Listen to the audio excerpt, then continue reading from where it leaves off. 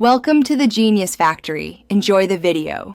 In this video, I will explain how to burn out a Dodge Challenger SXT.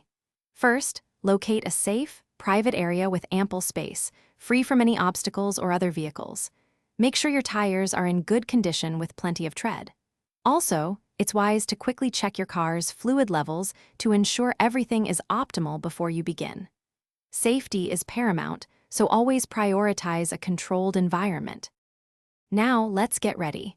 With your left foot, firmly press the brake pedal all the way down. This is crucial for holding the car in place. Next, use your right foot to apply a moderate amount of throttle. You're looking for enough power to spin the rear wheels, but not so much that you lose control. Keep the steering wheel straight and steady.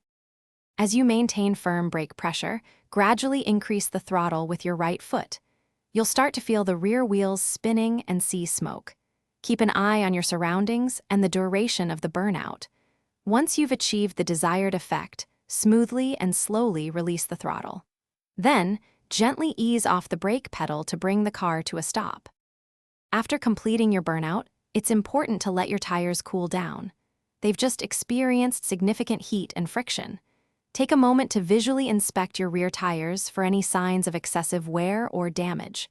Remember, a burnout puts stress on your tires, so always drive cautiously afterward, as their grip might be temporarily reduced.